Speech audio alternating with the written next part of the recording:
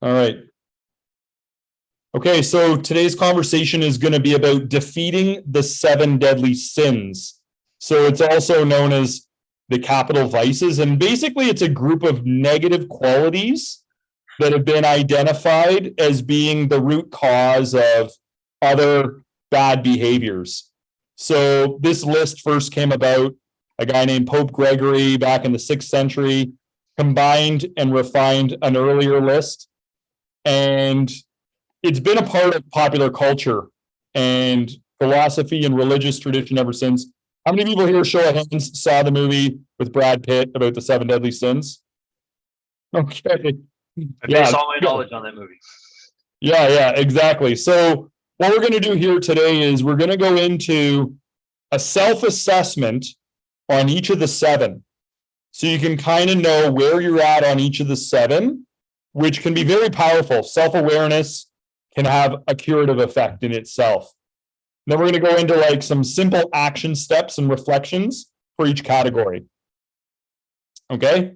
So, and then I will show you here, and we're going to be working our way through this handout here as we go through all the questions. All right. So the main purpose of this is that you become more aware of your own negative tendencies so you can take intentional steps to overcome it. It can serve as a guide towards making a more positive impact, because by avoiding indulging in any of these seven behaviors, it helps us lead more virtuous lives. It's also good for just overall development, moral and spiritual growth, because we develop self-control, humility, compassion, and other qualities as we overcome these seven tendencies. And it's good for social awareness, like harmful influences, negative influences we should be careful with, because we develop a better radar for these. Now, before we move forward, can anyone guess what the seven are, or just name some of them? Carrie, can you name any of them? Yeah. Okay. Sloth, envy. Perfect. Oh, you're even past quota. You don't even have to name two. I was only going to ask you for one. That's only two. I know there's. I'm thinking back to the movie now. I'm thinking about all the different scenes. It was yeah. Okay, so I'll go with those two. Sloth. The sloth. So sloth is kind of like choosing comfort over progress in life. Sloth can be spiritual. Sloth can be physical, where we just don't exercise because we always want to be comfortable. There's many dimensions sloth can play out. It can be mental laziness, like rather than evolving, we just keep repeating the same mistakes. So sloth plays out in many. Sloth is very poorly understood, I find. People tend to equate it just with physical inactivity. And then envy is all about resenting other people for having what you want. It's almost like the evil twin of admiration. Instead of admiring somebody, you're almost like hating them for having what you wanted, right? So perfect. Those are two of them. Joel, did you have another one, Matt? I did. It was a gluttony, like the. Yeah, gluttony. Yeah, which gluttony can be just excessive indulgence in food or drink, or unhealthy food or drink, or excessive focus on consumption, right? So yeah, that's one. Charmaine, can you think of one? Pride. Oh my gosh, yes, pride. Pride, which is almost like excessive self-importance, excessive self-focus, right? Thinking that we're more special or better than others. And that one's considered the root deadly sin. It's considered like the mother of all of them are considered like offshoots of pride in many ways. Really? So that one's like the biggest one to go after.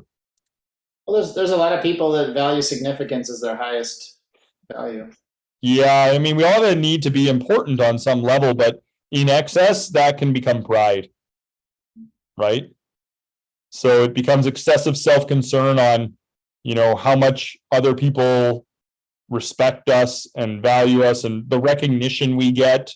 It can lead to boasting and bragging and all kinds of behaviors.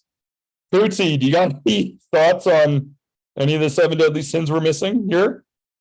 Yeah. Charmaine stole mine there. I was going to throw in pride, but another one I know we were talking a little bit about was wrath. And, Yeah. That's definitely something we see a fair bit of, even on just TV. Yeah, absolutely. So wrath or anger, definitely one of the 7 deadly sins. Usually it's because of a thwarted desire. It can lead to like lots of reactive behavior, saying and doing things that are inappropriate. It's a lack of self-control, right, that really leads to that. And on low levels, frustration is like low-level wrath. It starts out as frustration, but in excess with greater intensity, it can manifest as full-blown wrath. Steve, good to see you. Steve, we're talking 7 deadly sins. Can you think of an example of one of the 7 deadly sins? Drinking 3 rock stars a day. Perfect. So we'll That's call why I stopped. That's why I stopped. I am 21 days caffeine sober and junk food sober and soda sober. So, gluttony, envy, Yep. I'll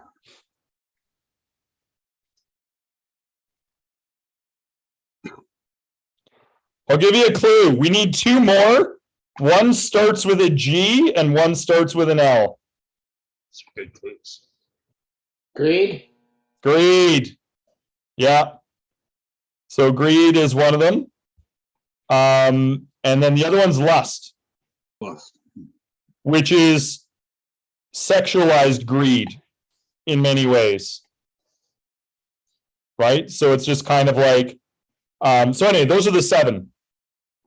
So what we're going to do right now is we're going to go through self-assessments. You don't have to share your scores here. This is more for you to do. Just write down your numbers and you can just keep them for you. You don't have to share anything.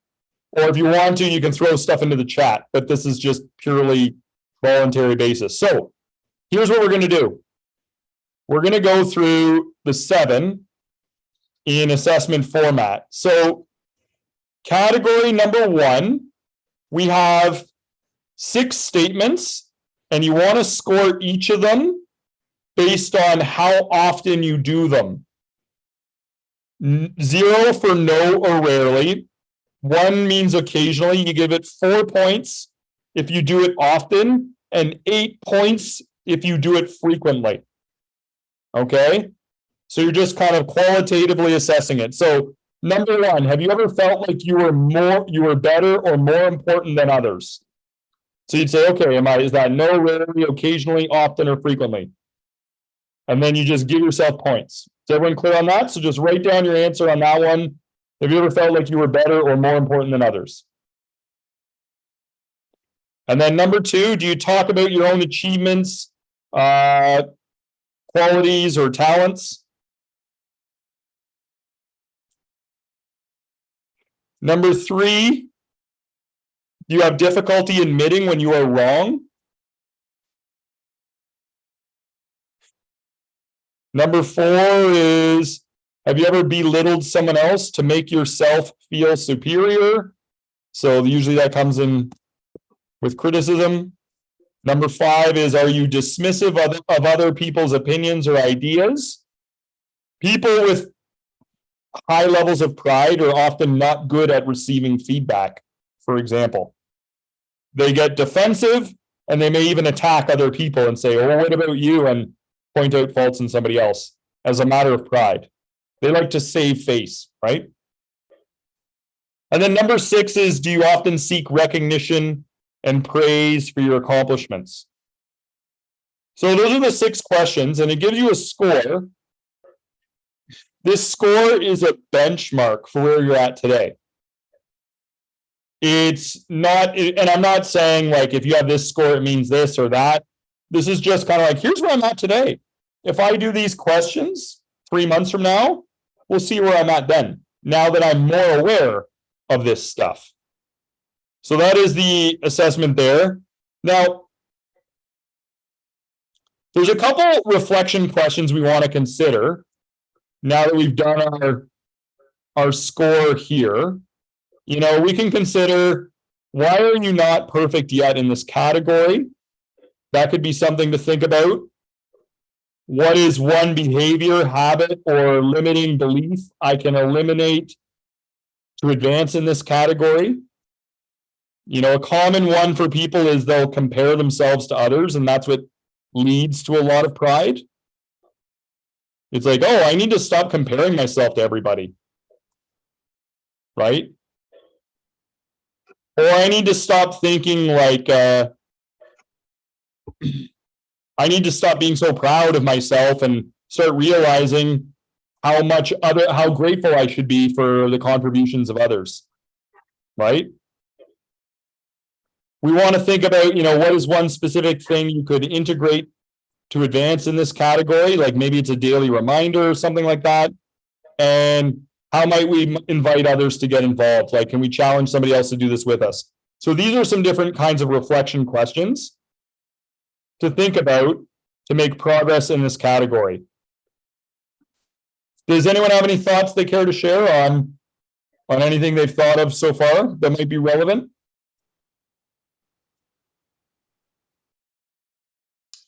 I couldn't put 0 for some of them because I've done them in the past. When am I allowed to put a 0? Or should I never? Because like it's always in there. It potentially can come back. Then you would just put them as a 0 because it still means just rarely. Because it's in the past, I would just leave it at a 0. Okay. Yeah. Okay. Right? In the same way, Coots, I'm not going to take a look at your artwork that you did in kindergarten and score you on your artistic skills today. That's where there's grades. So I'm like, which grade am I allowed to say? Because yeah, you're a work in progress. So we're going to focus on the grade you're at right now. Like what developmental level are you at right now? You know? I feel like there could potentially be a bird. You know, you have a bad day, you didn't sleep much, and all of a sudden one of these happens. So now it's an occasionally, right? Like, that's how I feel. Right? So that's why it's like, okay, it's not the devil within us. Yeah, and pride is typically what leads to ego problems, right? So it's a big deal because how many people here have been aware of and had experiences with people who had big egos? How fun was that? You know? How many people here have had moments where they had ego challenges themselves? Like, sure, we all have, right? So it's just kind of like, that's the relevance of this category. Now, the solution to this is generally to cultivate greater humility. Now, humility is not like, it doesn't mean to just bow down on the ground and throw dust over your head. Humility is more, as Yogananda describes it, self-honesty. Right? So does anyone have any thoughts on some simple solutions for humility? I've got a bunch of them I'll run by you, but just some simple solutions for humility that might help us counter pride. Anyone have any thoughts? My favorite is just putting myself in their situation and trying to think from them. Okay. Thinking of others? Yeah, I trying to be think maybe empathetic almost to just- others. Sorry, Carrie, what was that? Is it trying to be empathetic to others? Yeah. Being empathetic to others? Great. Steve? I think maybe, giving people the benefit of the doubt because it may not be someone you know very well. So you can't put yourself in their shoes because you don't know their backstory. So if you give someone the benefit of the doubt that maybe there's something going on there that you're not aware of, then, that's something that kind of works for me to go, you know what? Maybe I just don't know the whole story. Maybe this person that cut me off on the freeway really isn't a jackass. Maybe they are driving their wife to the hospital before the baby pops out, right? Like, I don't know. So maybe if I give them the benefit of the doubt and, maybe they are a jackass and then whatever, that's on them later, but that's not for me to decide. So, I've got to try and give people the benefit of the doubt and give them grace, just like I would want it for myself. Okay, perfect. So what you're describing is remind ourselves how little we actually know, which is a great way to achieve humility. There's a line I repeat often. I have it on a mug. It's like my bio line on my TikTok, and it's the universe is infinite, and so is my ignorance. Yeah, and the reason I was going to bring that up if you didn't, because I remember that quote. It's hard to feel proud when you remind yourself of it. And like, it's true. It's still true that I don't compared against all space and time. I know so little about all the space and time and everything that's going on. So that is usually that's really good against pride. Another thing is whenever you do a good job at anything, rather than soaking it up and being proud, which people think you should do, it can lead to a lot of toxic behavior, and you can grow a big ugly ego if you do that. It's very risky. You can ask yourself, who had to do a good job so I could do a good job? And when you do that and you rep it out to fatigue, instead of being proud, you're grateful. And that's the shift you want to make. We don't want to assume pride is a virtue. It's actually very dangerous territory to be indulging in, right? We want to shift it to gratitude. Gratitude is way more useful for us. Gratitude leads to more of a sense of security because we become aware of how supported we always are. And that can lead to greater confidence. Gratitude is the pathway to happiness, right? Gratitude leads to a greater sense of cooperation with others instead of competition, where we're always trying to be number one and pitting ourselves and comparing against each other. So turn pride into gratitude is one of the, at the very least, I'll tell people to do that, you know, because it's one simple thing. Whenever you're tempted to be proud, I want you to figure out a way to be grateful, right? The other thing we could do is think about what your life would be like if you were left alone from birth. Like, what would life be like if you were left alone from birth? We'd probably be like cavemen, eating bugs, shivering outside with very rudimentary tools and stuff. Like, when we're being proud, we're taking for granted the legacy of other human beings who have lived before us that have passed on all of these conveniences and innovations and everything else that have enabled us to have the life we enjoy, right? So it's like, that's self-honesty. It's like, hey, if I was left alone from birth, I wouldn't be achieving all these things. I wouldn't be able to speak. I'd probably be dead. Like, I should be grateful to the rest of society and everything else. So these are some simple methods for transmuting pride into something more useful, which is the main shift we want to have here. Well, and I think too, you can kind of see an extreme example of this when you look at, you know, people discounting or bad mouthing or canceling people from hundreds of years ago, right? Like, oh, George Washington, terrible guy, he owned slaves, what a piece of crap, right? That was a long time ago, and that was a common practice all over the world at the time. And to look at it from 2023 and say, these people were such terrible human beings, you know, if I lived back then, I wouldn't have done that. Oh crap, right? You're a product of the world that you live in, right? You look at kids that are just wired for technology, right? Like, you know, my young grandson can open a phone and can pull up a picture, right? I wasn't wired to do something like that because that wasn't the world I grew up in. And so things are much different. And, you know, this pride to just burn at the stake all the people that came before us, or the people that left England, or the people that left the cave thousands of years ago to go wander and see what was outside. They did the best that they could, you know, with what they had. And we all want to think we're doing the best with what we have, but how is history going to judge us in 200 years, right? Those Yep. idiot TikTok, Instagram, Facebook piece of crap generation, did what. And so, but it all stems from pride though, right? Is thinking that I'm better, I'm smarter than someone a long time ago, and the way they lived in their world is unacceptable to me. That's just pride gone crazy.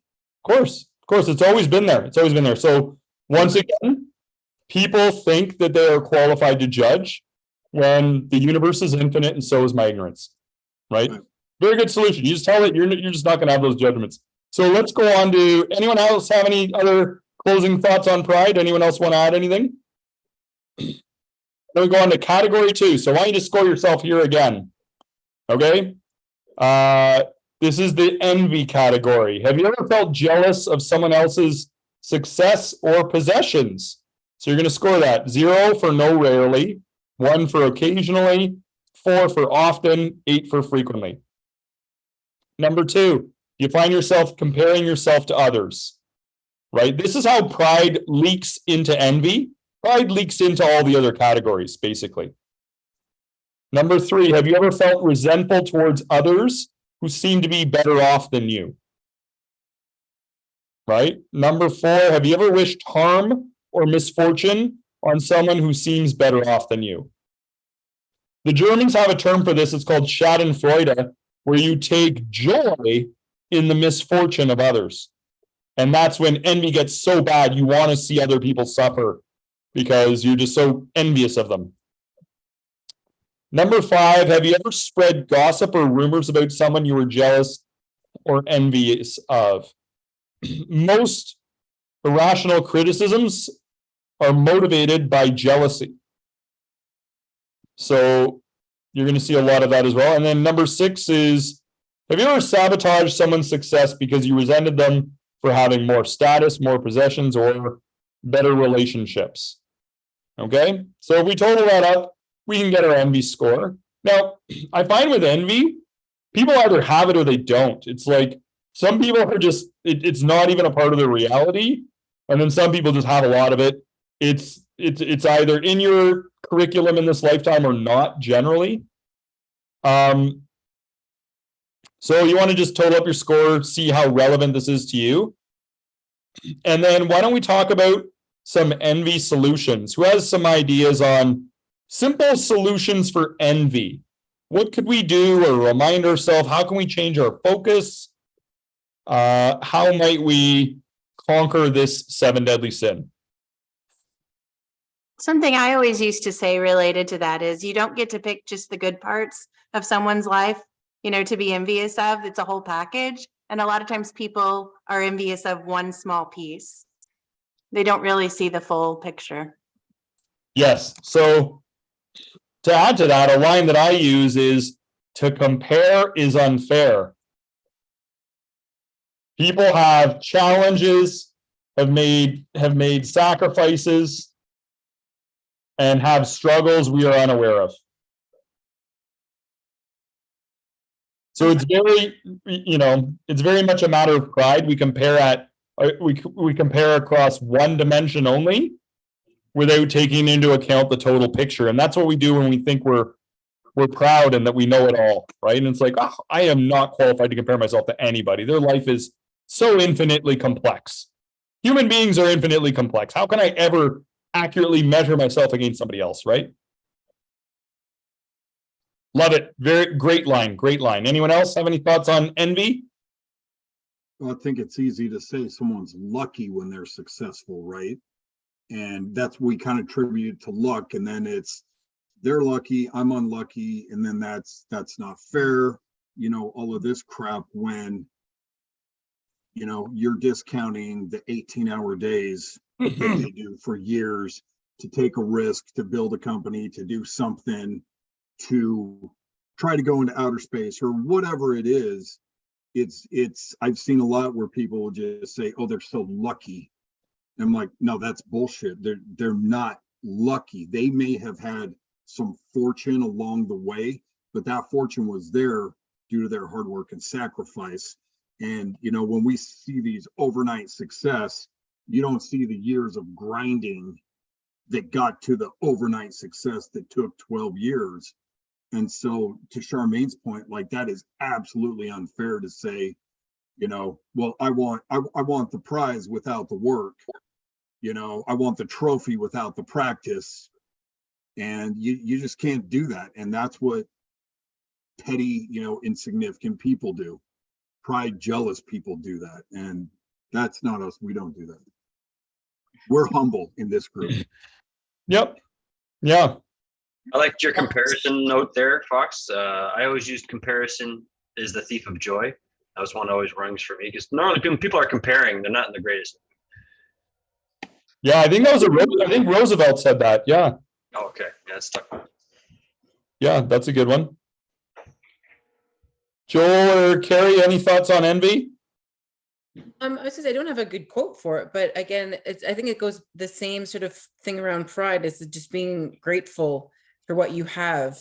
Yeah. Yeah. As yourself, just being proud and thinking about all the things that you do have. Like they may have whatever that is, but you probably have other things, you know, so just being grateful for the things that you have because you don't know who's looking at you and feeling envious of you. Yeah. So what you're saying is spot on. One solution to envy is to count your blessings. Mm-hmm. Don't focus on what's missing from your life. Mm-hmm. Appreciate what you have in your life. Another thing is envy comes from upward social comparison. We're comparing ourselves to those who seem better off. Try downward social comparison. Compare yourself to those you are better off than. So be like, you know what?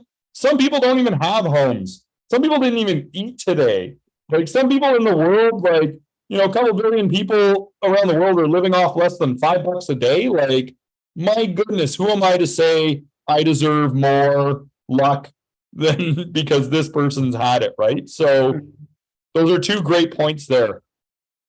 Well, and I think too, right, if you think back to like UPW and stuff like that, right? How many billionaires does Tony talk about that he's met that are miserable, Yeah. right? They've had great success, but they have no meaning. They have no, you know, there's no core value driving them to serve, to give, to deliver for people. And so it's easy to look at that and go, well, that person sucks. I should have that. But to Charmaine's point again, if you had to take that whole package, what if you had a string of failed relationships or marriages? What if you had poor health? What if you had, you know, like any number of other things outside from the number of zeros in your bank account? And that's what people see and go, oh, you know, I want that or whatever. You may not want the whole package that goes with it. Mm-hmm. You know, and just having the money or being, you know, the title of a CEO or whatever it is, there's so much other crap, like you're saying, with complexity that goes into it, that's focusing on one thing, one aspect of that person's situation, not who they are, not the possible misery that they live in. Yeah. Right. And then that person with a shanty in South America that wakes up happy every day because they have some type of roof over their head when they know others don't. So Perfect. All right, Joel, you got the last one on envy. Well, I mean, it's You can look in the chat. I gave you an inspiration on it. It's no pressure.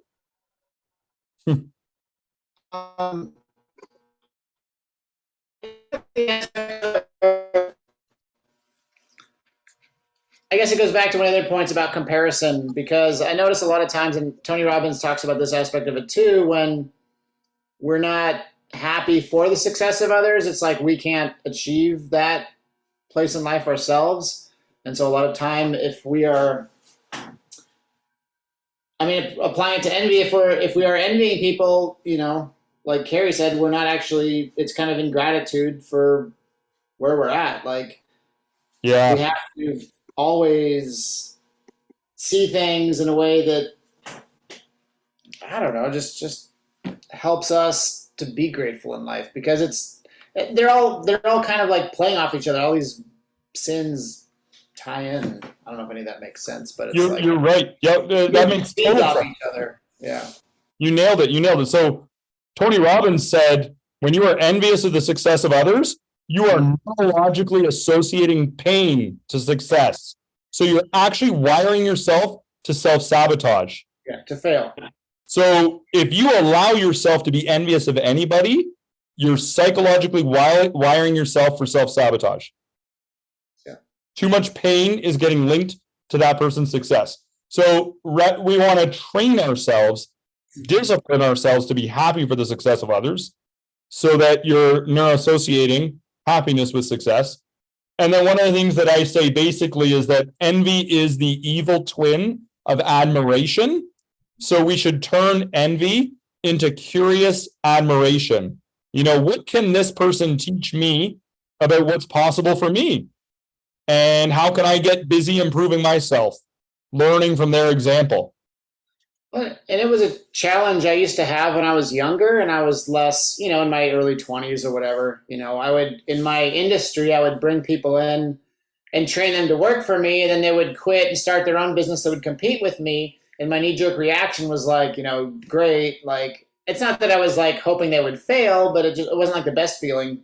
But, Yeah. you know, after hearing that from Tony, it really makes a lot of sense. Like, regardless of who it is, you really have to want the best for them, because I mean, it goes back to the golden rule. Like, if you don't want the best for them, you can't expect others to want the best for you. Like, it's all. Yep. It's all. Perfect. All right. Let's go on to category 3. All right. Category 3, once again, same scoring system. Number 1, do you get angry easily or hold grudges? 0 for no or rarely. 1 point if it's occasional. 4 points if it's often. 8 points if this is frequent. Number 2, do you have a quick temper and find it difficult to control your anger? Number 3, have you ever refused to forgive someone who hurt you? Number 4, have you ever got reactive, triggered, or lashed out at someone in anger? Number 5, do you feel the need to retaliate when you feel wronged or disrespected?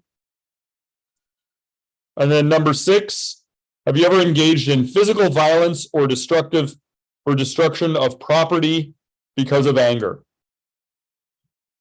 So that'll give us an idea of where we're at with wrath.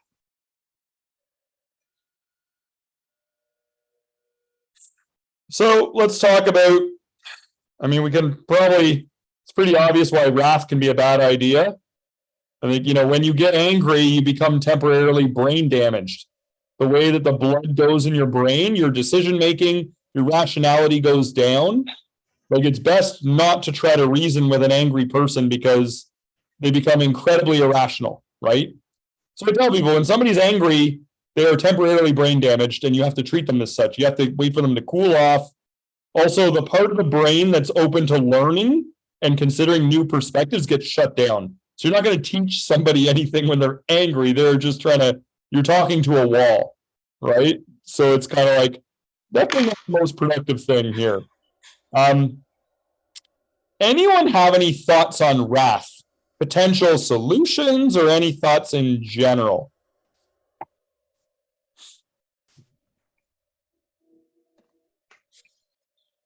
Steve, what do you think about wrath? Well, I mean, I just know from my own experience, you know, like making any type of decision when I'm upset is not good, you know. I didn't think of it in terms of like being brain damaged, but you know, being a pissed off guy, that kind of makes sense that there's a double dose of brain damage right there.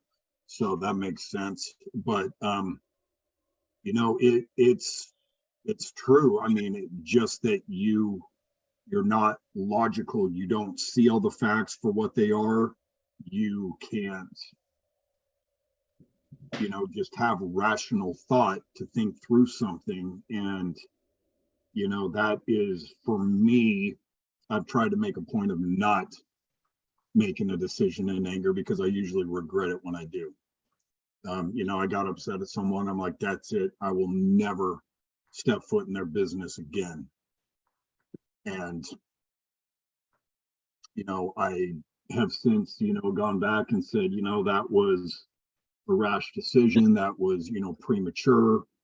And I have gone back there, but, I had to swallow my pride to do it too, and so I know from personal experience, decision-making is ridiculous. And I try to be cognizant of that and just pull away and say, no decisions until I can cool down and, start seeing stuff as it really is. Yep, intense emotions cloud reason. Right, is another way of saying it. So, one of your things is you're basically saying, take a time out. When emotions get intense, we don't think straight. Take a time out or channel the energy into something productive like exercise. Right. Put on your headphones, put on your angry music and go for a run or something, right? Like, or hit the weights.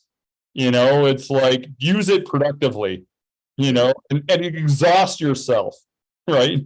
You'll have a great workout and you'll be better for it,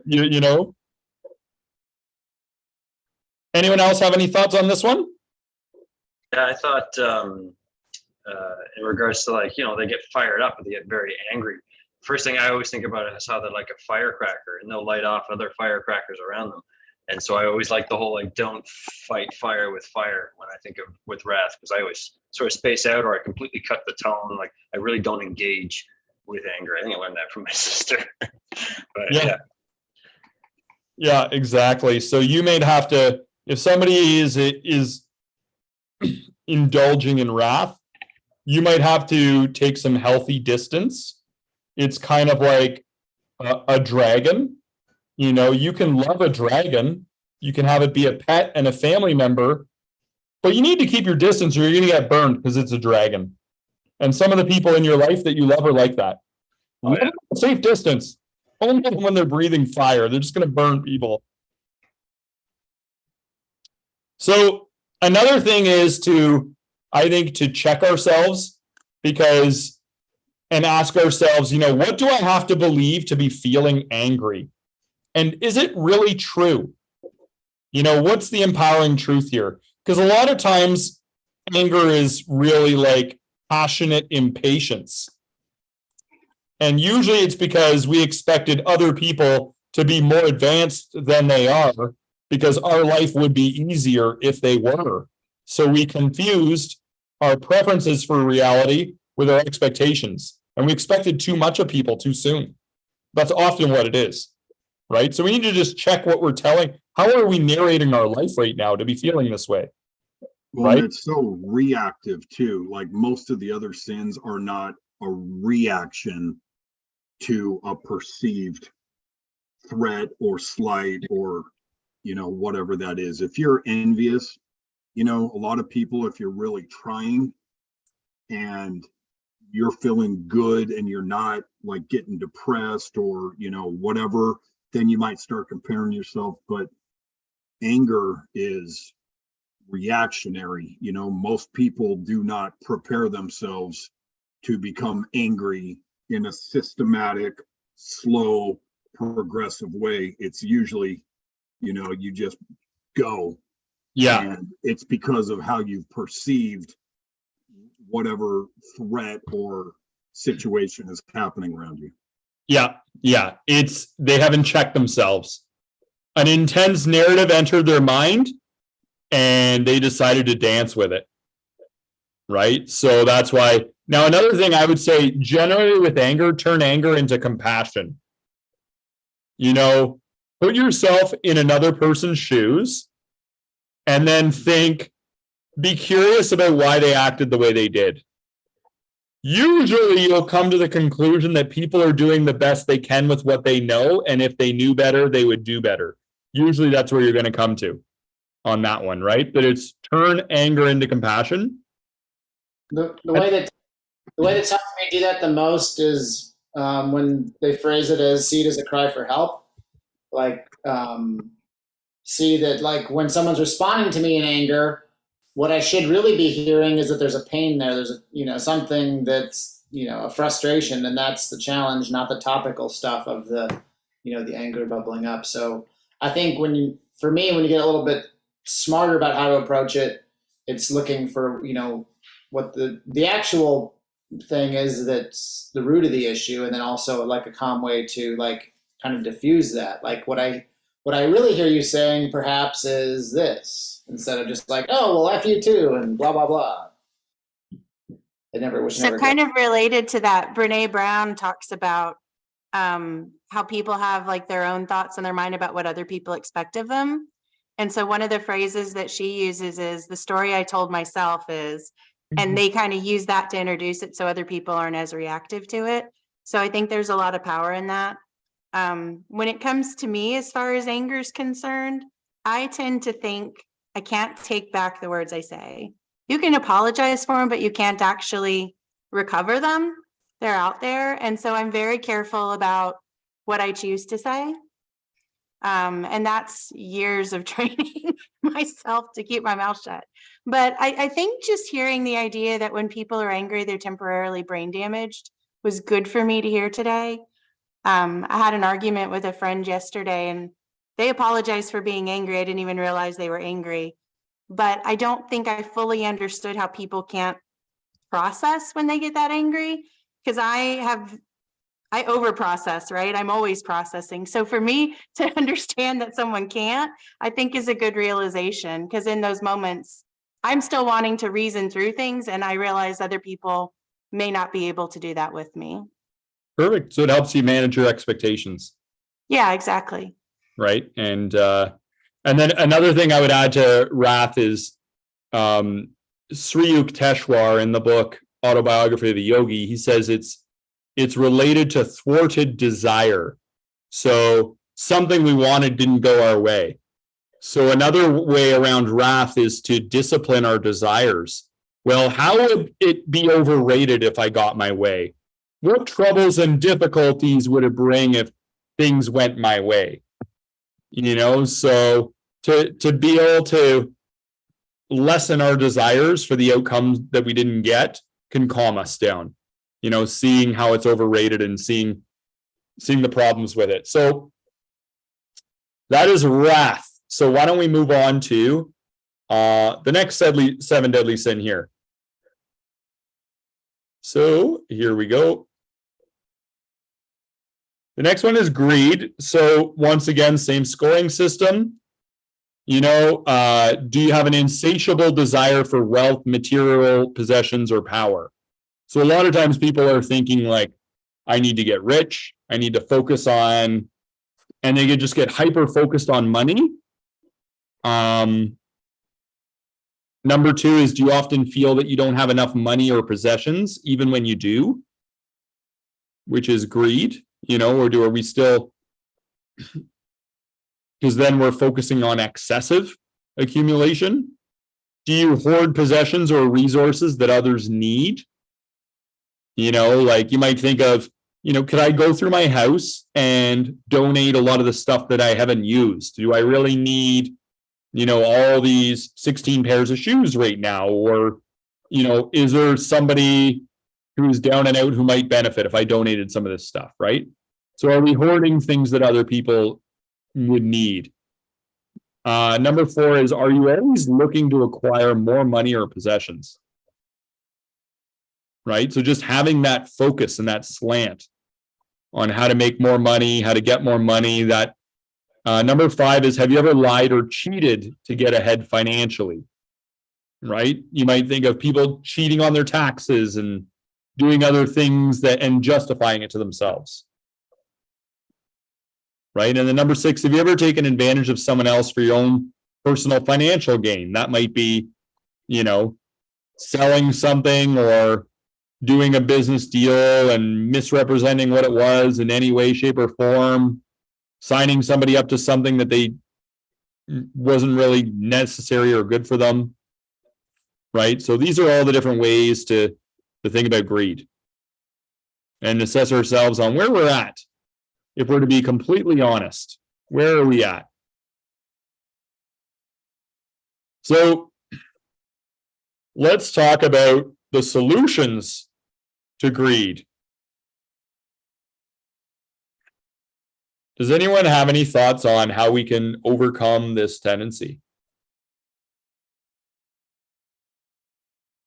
Turn your focus away from it, from money and from possessions. Because when you're focused on it, that's when I think those obsessive thoughts can come. Mhm. Yeah. And I think a good substitute focus is to find happiness in creating happiness for others. Mhm. You know, if you take a look at one of the most successful YouTubers out there, Mr. Beast. Okay, Jimmy, he's like 25 years old, something like that, genius. Okay. And what does he do? He gives away all his money, and then he does videos, and then he gets more money and he gives it away. And he even said he's doing this because it feels better to give stuff away than to just keep accumulating more and more and more. But he's actually showing such a virtuous example of finding happiness and creating happiness for others. And then other people watch those videos and they feel good seeing him give stuff to the poor and do this for a poor community and everything else, right? So it's to actually experiment with that. Try it out. Try to find your happiness in creating happiness for others rather than self-indulgent happiness. Mhm. Another thing we might want to do is shift from a me focus to a we focus. From me to we. Just see everyone as an extension of your greater self. We're all like cells in the body of humanity. Like if we don't give and support and contribute to other people in society, like we need the other people in society. Everyone serves a very necessary function for the totality of society. We need to not look at ourselves like isolated silos or just it's our family, like us four and no more. We really need to extend our sympathies to include all of humanity rather than just our little tight circle of people say, well, what is the line? It's like blood is thicker than, what is it? Blood is thicker than water. Spirit is thicker than blood. There you go. So see everyone as spirit family rather than looking at it in such a way. So that could be another one. Sorry, I'm hogging all the time. I'm being greedy with all the answers here. Who else has something to share here on greed? I think gratitude, right? Because as we were going through a couple of those questions, they were kind of the scarcity versus abundance, right? And, are you trying to get, I don't remember exactly what it was, but are you trying to get more even though you have enough? Or do you think you don't have enough even though you really do?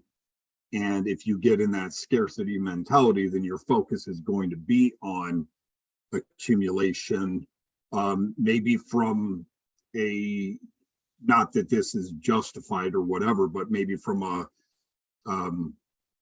standpoint of you feel like you are trying to survive, right? Like I barely have enough money to pay all my bills, and maybe you have a sufficient excess, but if you feel like you don't, you're going to squeeze down on scarcity, and it might lead to that focus. Whereas if you're trying to turn toward gratitude and abundance and say, you know what, I have everything I need.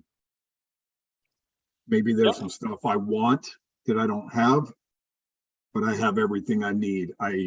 I'm breathing, I'm standing up today, whatever. And that can be, a good antidote for greed, because if you're grateful for what you have, everything else is there to help bless other people, right? Like Mr. Beast that you were talking about. It's not necessarily for the self-gratification. Yeah, perfect. So instead of wanting what you don't have, train yourself to want what you already have. Could be another way of saying it. And remember the kind of person you want to be, right? Like somebody like a Mr. Beast, it'd be like at the end of the day, you want to know that you were somebody who was loving on humanity and planting trees and doing all kinds of things rather than somebody who's just trying to like play God out there and remind the world of how important they are and everything else, right? So another one I might add here is practice healthy detachment. You know, we are just the temporary custodians of all of our possessions, right? Nothing is truly yours. You lose it all eventually anyway. This is like checking into a hotel in a human life. You know, why spending time collecting junk in your hotel? You know you're checking out, right?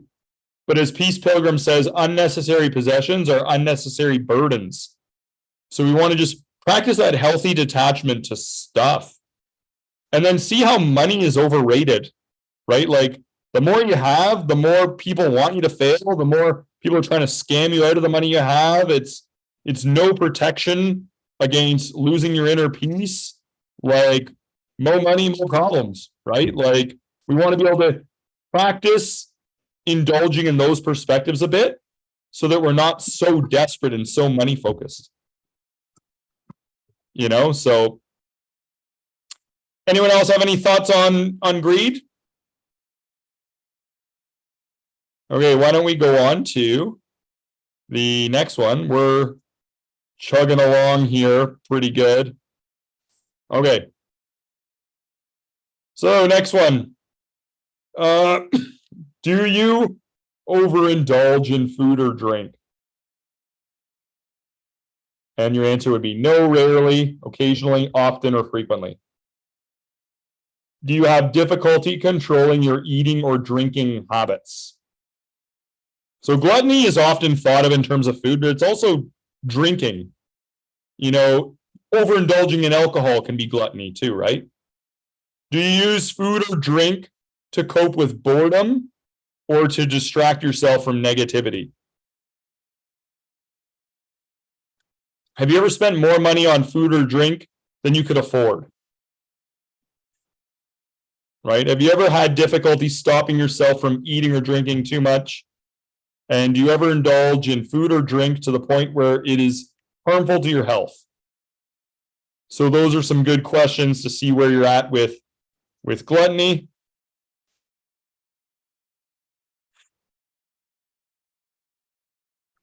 And let's talk about what do we do with gluttony? Cootsie, I'm going to you first on this one. I normally make a little handout for clients that I call it replacements. And that's my favorite solution for gluttony is people want something and there's more than likely a replacement that's way better that they can actually incorporate pretty quickly and be okay with. I always use the kid for an example that's screaming when you take the chocolate bar out of their hand in the grocery store. If you give them a banana, because you know they love bananas, they'll start smiling and they're like happy. And they don't know any better, but it's yum yum. So either way, it's yum yum. So you find your the way that you can replace, and replacements I find just be so effective for most people I work with. They're like, yeah, I really got used to that chia seed pudding. Perfect, I love it. Here's something I made many years ago. I call it the switcheroo. You might have heard of the pokeroo if you watch TV Ontario, which most of you wouldn't have because you're American. Most of you other than Carrie and Coots and myself. But anyway, you know, it's just different ways. Instead of candy, switcheroo to berries or dried fruit. Instead of chocolate ice cream, chocolate protein shake, right? Instead of candy bars, protein bars, like flavored herbal tea instead of juice and stuff. It's kind of like thinking of different ways we could like substitute instead of depriving is definitely a solution to gluttony, right? So anyone else have any ideas on gluttony? I think the only, Oh, go ahead, Joel, sorry. as I say, I think the only box that I kind of ticked off a little bit was the third one where it talks about trying to distract yourself. I do every once in a while catch myself kind of stress eating. Like if something's really bothering me or like I'm at odds with my wife or something and I'm feeling like it just butting heads against a wall, I'll just like find some chips or some cookies or something and wreak havoc on my stomach. Yeah, and it really shows in your figure too, Joel. Just kidding. He's still svelte and lean. But it's just, I mean, it's not a great habit to develop. It's good, I guess, at least to be self-aware and kind of like you both have been saying, to develop a healthier alternative. I realized, I was talking with my Tony Robbins coach the other day, and I might have shared this about that I would use social media in the same way, like as a stress relief, whatever, to go there to disengage from whatever's stressing me out. But the point was made like, well, what's just healthier alternatives? Like maybe just stepping outside to relieve some stress, maybe reading a book and like proactively feeding your mind. Like there's lots of healthy alternatives to doing that, but you have to be aware that you're doing it. Yeah, and I think one of the main things is with this, it's find better ways to meet your emotional needs. So people use gluttony to meet the emotional need, often for comfort and safety and security at times when life seems a bit chaotic.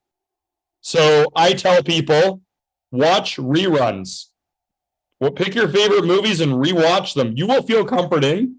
It's safe. You know how it's going to go. You know you're going to like it, but that's a different way to meet that need. Sit in and do a Back to the Future movie marathon. Whatever it is, you'll that it'll balance you out in those stressful times. But it's through that sense of familiarity.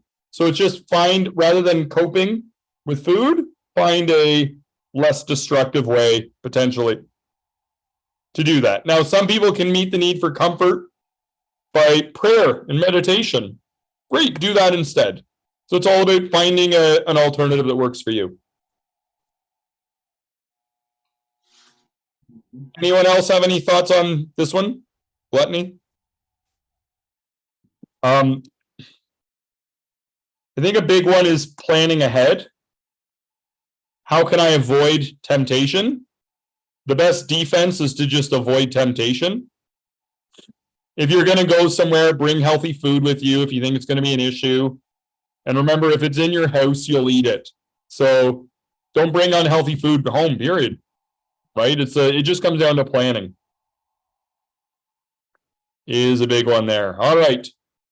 So we're going on to category number 7.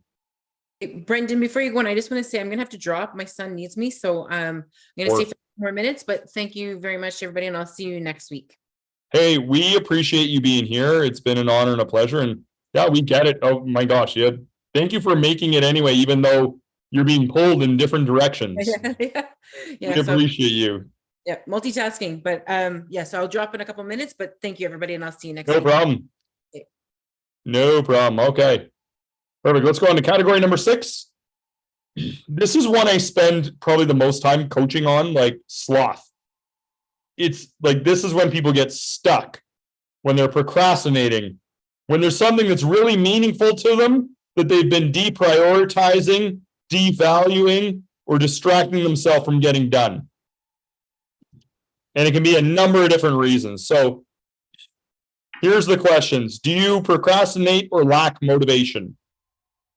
Do you find yourself spending large amounts of time on unproductive or mindless activities? This could be like little games on the phone or, scrolling social media stuff that's not really good for us. Number 3, do you struggle to motivate yourself to take action even when you know it's important? Number 4, have you ever neglected important responsibilities because of laziness or low moods? Number 5, have you ever been late or missed important deadlines or appointments due to laziness? And number 6, do you have difficulty finding the motivation and energy to complete tasks or to pursue your goals? So that is sloth. All right. Anyone have any initial thoughts on simple wisdom to defeat this opponent in the mental kingdom? I think for me, this is the one that I probably score the highest on. Okay. I don't feel like it's intentional. I just like procrastination, getting distracted. Like that's a common challenge for me, and I'm maybe not the best person to like try to figure it out, but like I've got like, a little like, timer clock that helps me like focus things. Sometimes I'll use noise canceling headphones because like I'll hear this random little noises in the other room and it's like distracts my attention. So anything for me that can help me whether it's setting myself up in the morning, exercising, get everything done that needs to get done. But also, whatever I can do to focus and kind of stay in that zone is helpful. And just eliminating distractions. We talked in the past about the not to-do list, right? This is important, if not more so than the to-do list. And so I have, not checking email constantly, not, getting on social media, not just floating, like, being intentional. Great. This is one of my hardest ones too. Okay. Yeah. I think the more decisions I have to make, the more things get procrastinated. So if I can eliminate decisions along the path of doing something, it makes it much easier to do. And I think that's why other things, mindless things, are so easy, because we don't have to figure out how to do them. You already know how to do them. It's the things you have to figure out. That's what trips me out. Yeah. So you're right. One of the main reasons for sloth is that we don't have clarity, right? So step one for me with sloth is get clarity. Get really crystal clear. Where do you want to make progress? Define what you should do and what you shouldn't do. You should have a to-do list and a to-don't list, because complexity is the enemy of execution, right? You have too many things on your list, nothing's going to get done. And then you're demotivated because it's too confusing to move forward. So then I would say number two is figure out what motivates you and strategically apply it. For example, if you are motivated by not letting other people down, create accountability, get a coach, get a personal trainer, whatever it takes, have somebody that you have to answer to. Or maybe you just have to remember who you want to be in this life. And that sloth is like self-betrayal. It creates the funeral of your highest potential in this life when you choose the comfortable, easy stuff instead of the progressive, meaningful stuff. And think about how much more pain there will be if you don't do the things you're putting off. Think about who you'll be letting down, who else will suffer. So those could all be examples. Accountability is a huge one for me. Like, I may be overdoing it, but this is one of two like Zoom groups that are accountability groups. And then I have my Tony Robbins coach weekly, and I have an individual from a previous day with Destiny that I meet with every weekday morning to set, expectations and follow up with the next day. Just I guess whatever works for each person. For me, you got the carrot or the stick. For me, it's kind of the stick. It's like avoiding the stick, I guess. So, yeah. But at least you're self-aware, and at least you figured out what motivates you and play to that. That's it. It's different for everybody, right? And then I think another thing is baby steps. Like, try not to create a massive to-do list. It's got a million things on it and that you're spread thin. It's like, I learned this one from the movie What About Bob? Baby steps. Just do baby steps. Like, what is some simple things you can move forward on? I'm sailing. I sail. I'm sailing. I'm sailing. Yeah, that was good. Well, I think for me too, this one's hard when my energy gets low, that I am like, whatever. And a lot of times, if I can get my most difficult or unpleasant thing done first, where it doesn't maybe require chronology or something like that, if I can get the worst thing done, then, I feel good knocking the rest of the stuff out. But sometimes I'm just like, whatever, like, and if I feel, and like, I'm just kind of thinking it through now that a lot of times it's tied to my energy, and not that I'm really low and in the dumps, but if I'm kind of mediocre, then I'm not wanting to hit it head on, and so I just got to take that back to, changing my state and make sure I'm in a higher state so that I can get rid of some of that crap, because I didn't used to procrastinate stuff a lot. But it seems like the older I get, the more stupid crap there is that I don't want to do, that I have to do. I mean, it's just like, all these different things. And so, but I think state and energy level is a key component for me. Yeah, Brian Tracy once said, eat the frog first. Right? So when energy and motivation is high, do the uncomfortable stuff first. Yeah. So that's a good tip for baby steps.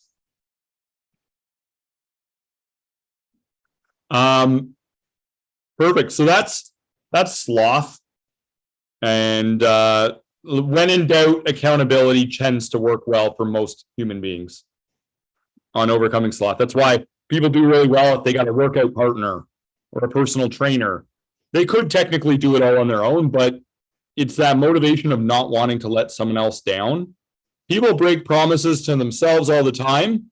They don't like breaking promises to other people. Put yourself in that uncomfortable position and you'll find the motivation, right? So, all right, let's go on to the final category here. 7 deadly sin number 7.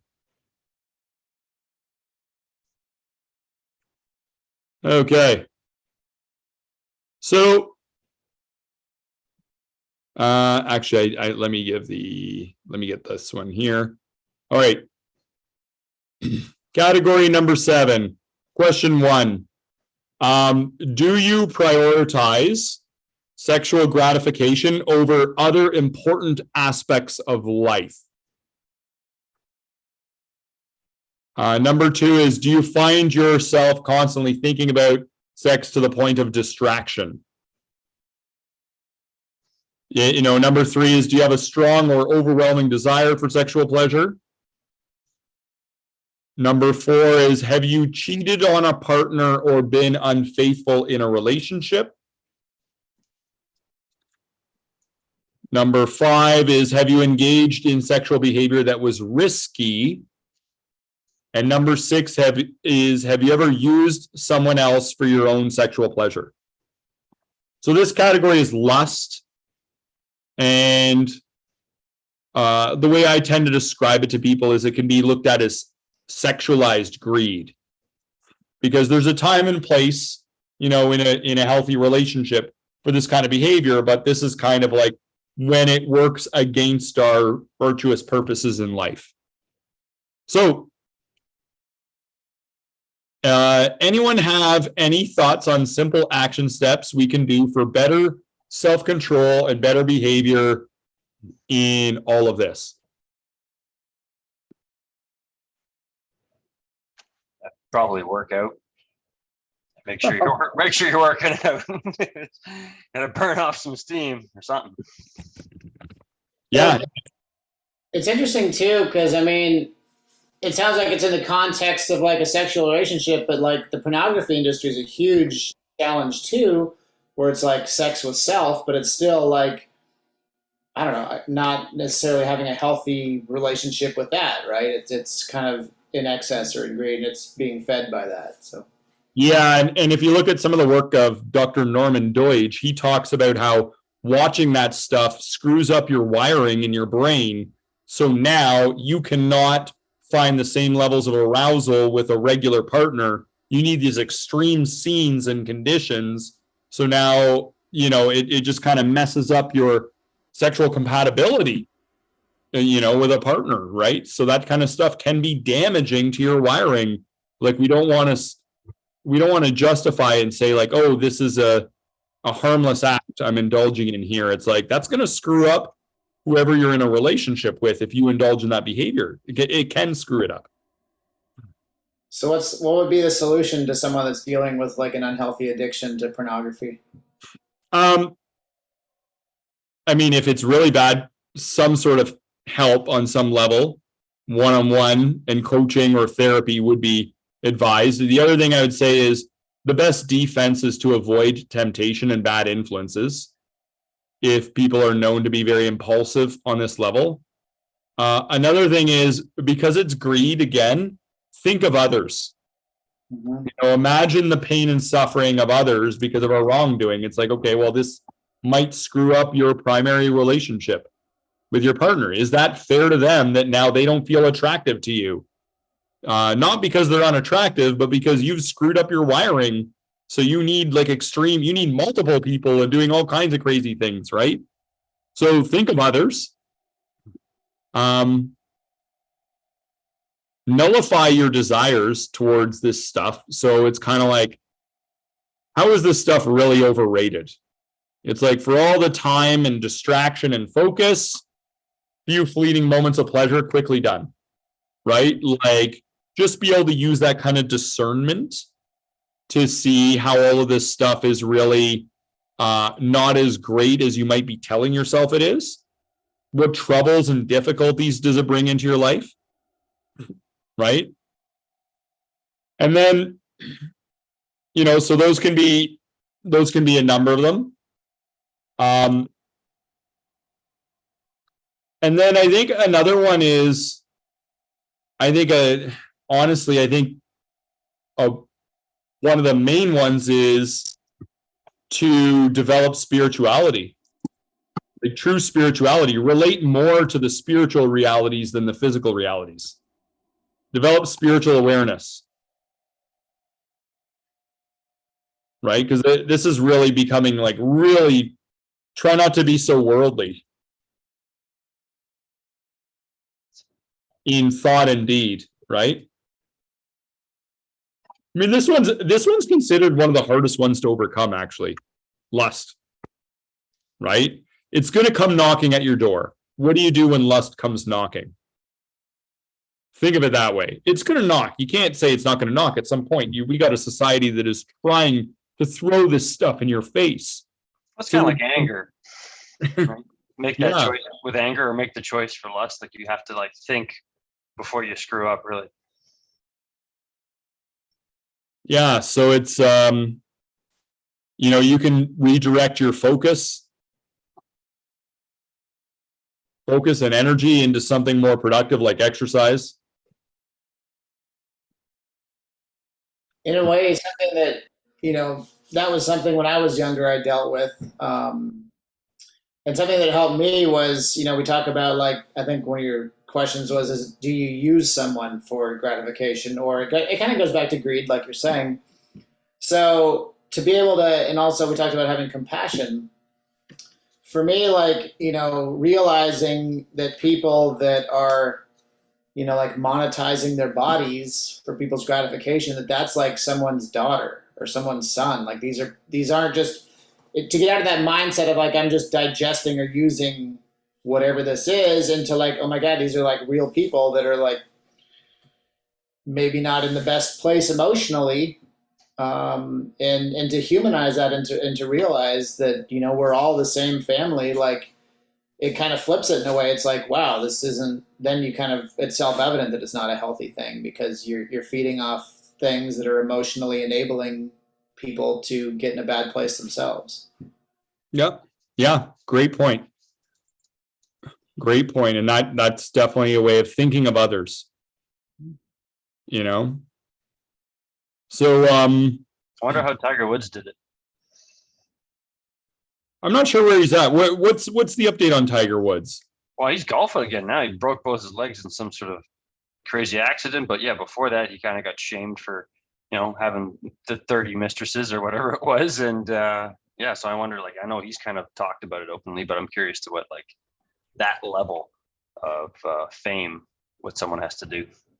Well, and a lot of times you're seeing this with fame, and the one thing that repeats in history, as people's pride goes up, they think they can get away with things that other people are just aren't getting away with. Well, like Will Smith.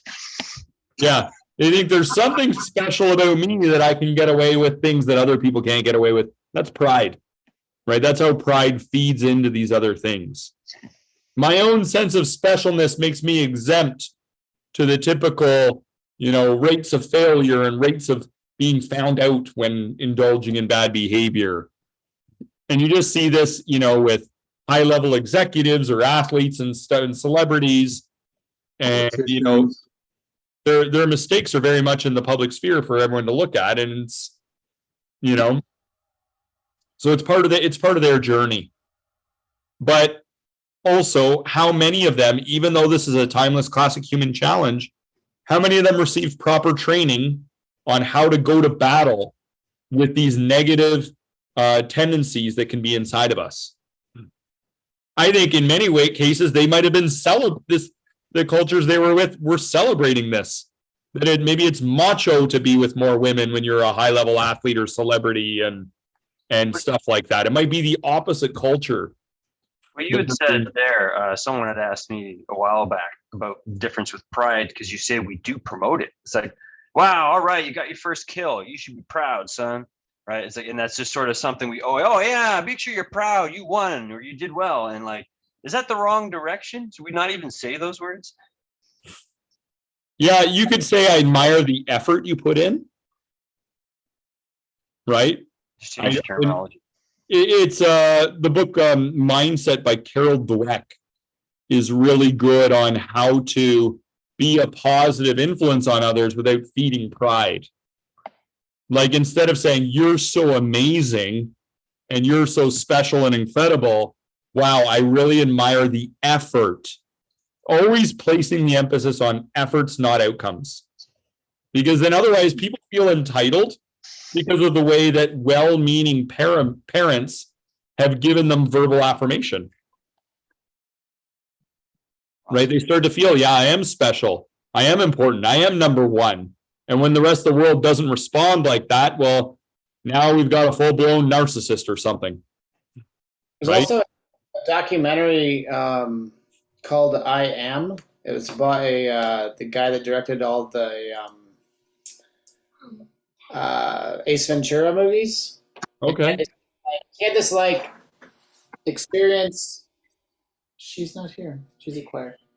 He had this experience where he just had this, like, I don't know, he had an accident, he had this reality check, and he got out of film directing and decided to go this whole other path. But he related to the conversation about what you were saying, David, that, he examines, like, culturally since, tribal times, that, like, in those communities, they would celebrate, like, everybody being successful. Or when times were hard, everybody would share the burden. And now it's like we put these single people on pedestals. And anyway, it's a really interesting way of how he explores that topic and comes up with like healthier alternatives. I recommend it's a great documentary. That sounds good. That sounds awesome. That sounds awesome. Okay, let's go into one more thing that I just thought of related to Lust. I mean, we were talking about celebrities and the scandals and things like that. And I think there's a normalization that's normal. Lots of people do this. You're not abnormal if you do this. And so I think the more we normalize something, the more it feels okay to people and they think that that's acceptable. And I mean, the same thing, like I got divorced. I don't believe in divorce even still. It was a difficult decision for me. But it's not something I want to normalize in my life, accepting that, oh, well, that's just what people do, or when people are bored, okay, I'm bored with this partner, let me move on to someone else. I think the more we normalize those negative behaviors, the worse it is for society. Yep. Yeah, absolutely. Great point. Great point. Okay. So this was the 7 deadly sin conversation, a broad overview of them. Why don't we go into final thoughts, key takeaways from tonight? All right. Steve Smith, why don't you start us off? Final thoughts, key takeaways. I got a lot of work to do. Me both, man. But I mean, I think it's good though to, kind of take that gut check, because without kind of going through a set of questions like that and kind of, ranking yourself, it's really hard to, sit there and go, yeah, I mean, going through COVID and being in my house all the time, I stress ate and boredom ate a lot. And I put on like 15, 20 pounds. And I'm still fighting, trying to get it off because, you know what? The world seemed like it was on fire and I was stressed or bored or whatever. And it was just a terrible emotional reaction when I should have gone and watched The Office instead of, doing that, but I didn't.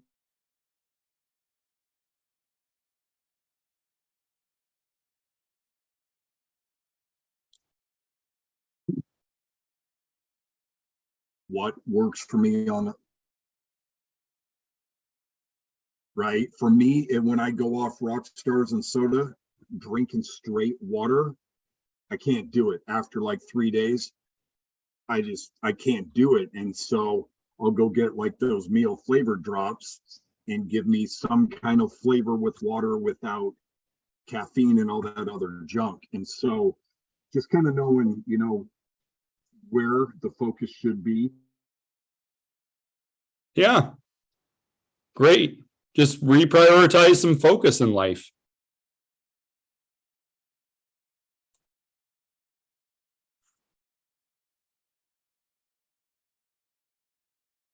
We seem to be frozen.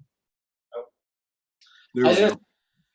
Much like Steve, I can relate to having things to work on. Definitely in the procrastination, maintaining focus, eliminating distractions. Things like stress eating is something I catch myself doing, so I'm pretty good at being like, oh no, not going to do that.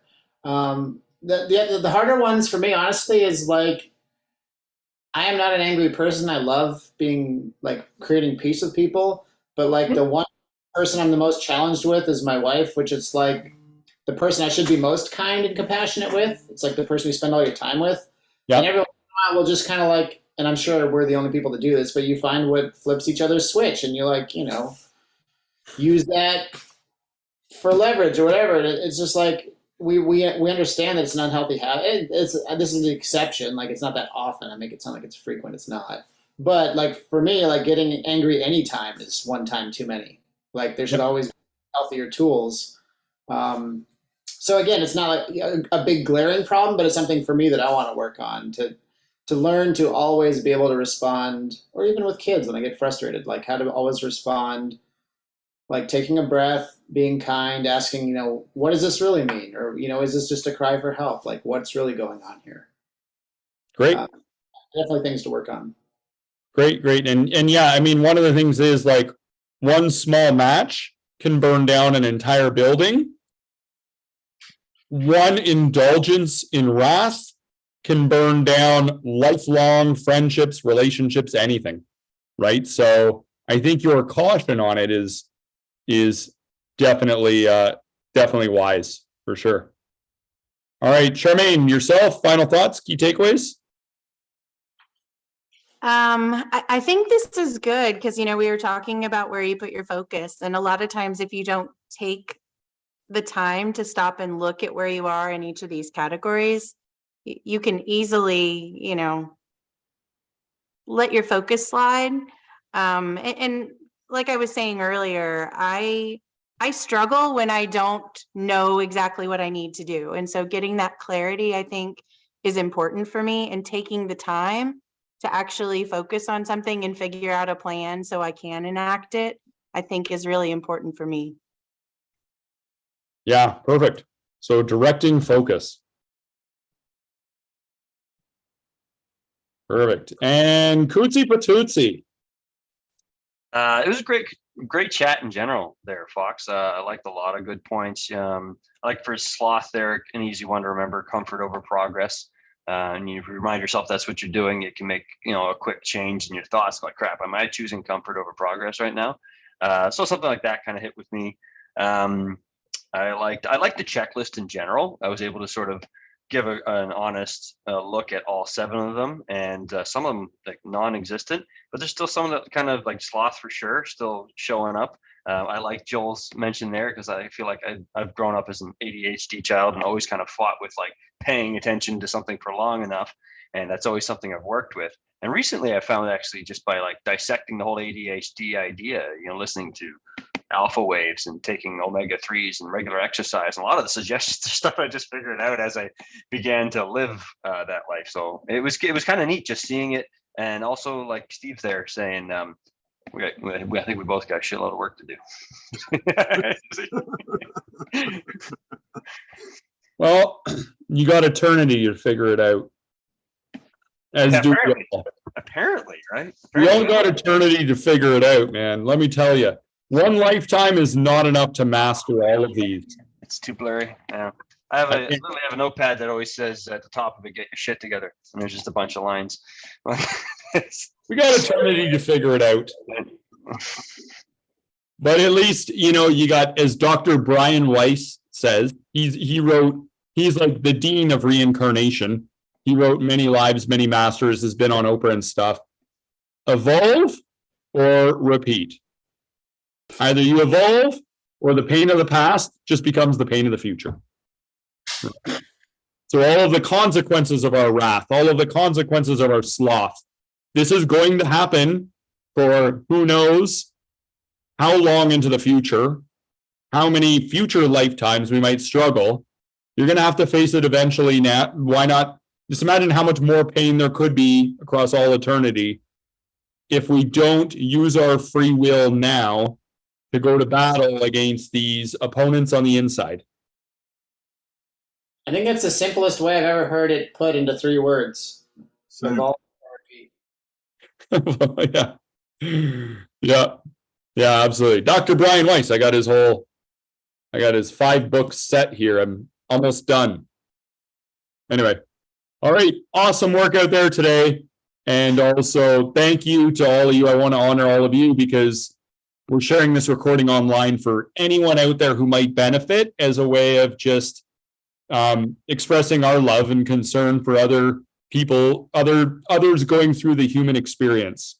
So may we all do what we can to help each other out and lift each other up.